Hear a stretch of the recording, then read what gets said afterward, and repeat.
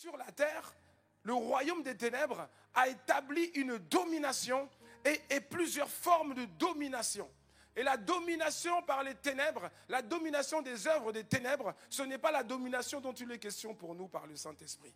La domination par le ténèbre, la domination au sens du diable, c'est quoi? C'est de dominer, c'est que des hommes dominent sur d'autres hommes. Alors que dans la pensée de Dieu, lorsque Dieu parle de domination, il ne parle pas de domination sur quelqu'un d'autre. Que quelqu'un dise amen à ça.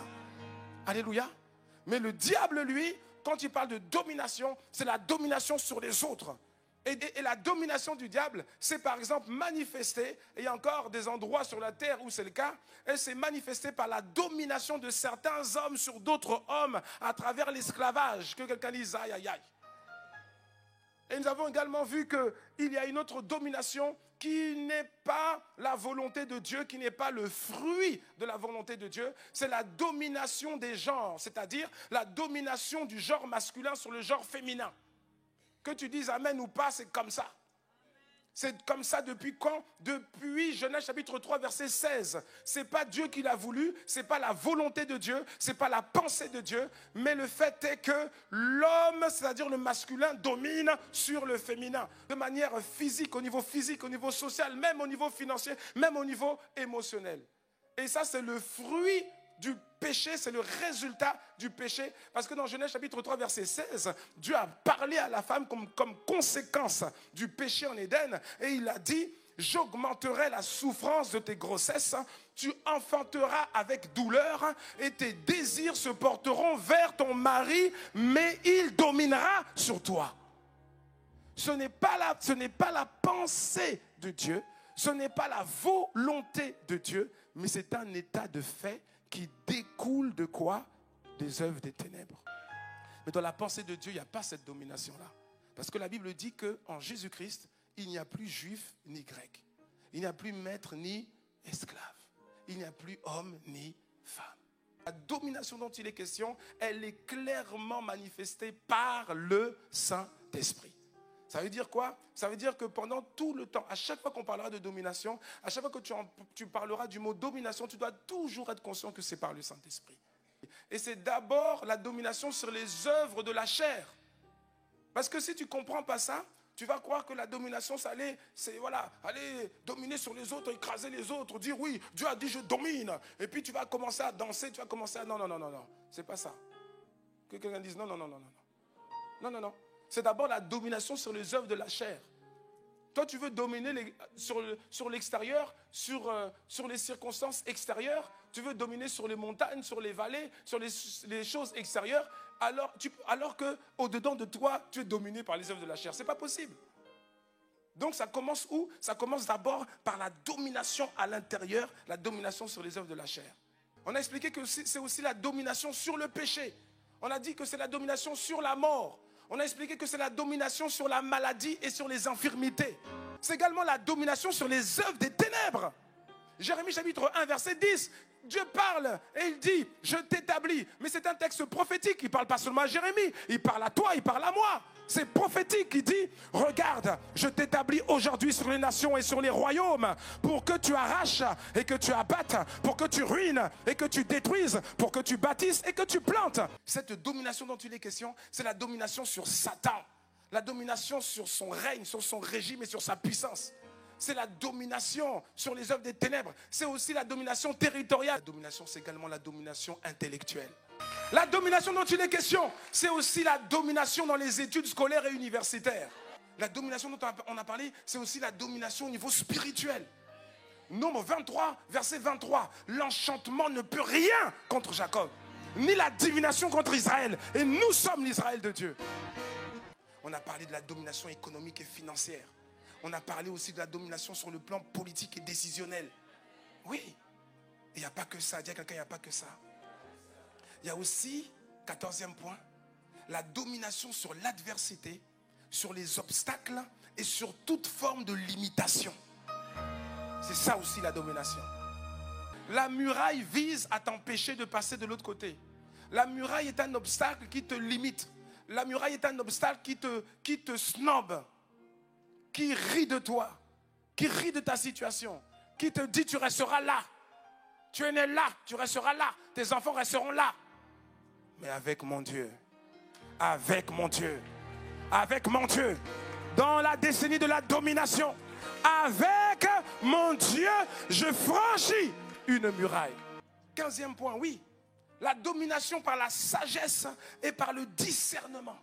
Le Seigneur est en train de nous dire que dans cette décennie de la domination, les hautes autorités vont créer des postes spécialement pour toi. Il est en train de nous dire qu'il y a plusieurs, pas une seule personne, plusieurs, on va créer des nouveaux postes qui n'existent pas encore juste pour toi à cause de la sagesse et du discernement que Dieu va te donner. La domination dans laquelle le Seigneur nous fait rentrer, c'est aussi la domination par la science et les technologies. Il faut enlever ces choses bizarres que le monde a voulu mettre dans notre tête en disant que la science, ça ne vient pas de Dieu. La science, les progrès de la science, c'est le fruit de ce que Dieu a donné à l'homme, de l'intelligence que Dieu a donnée à l'homme. N'opposez pas la technologie, la science avec le Saint-Esprit. C'est parce que Dieu a donné son intelligence, il a donné de l'intelligence à l'homme, de la science à l'homme, que tout ce qu'on voit là, on le voit. Oui.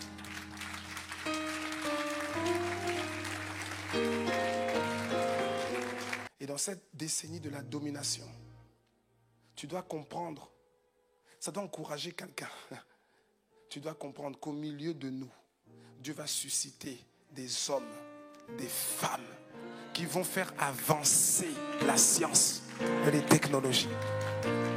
Dieu nous prépare à une nouvelle ère. Une ère où chaque année, quand on va décerner les prix Nobel au niveau des sciences, tu vas voir, souvent ça va être des chrétiens nés de nouveau qui vont sortir. Et ceux qui vont recevoir le prix, ils ne vont pas simplement dire oui,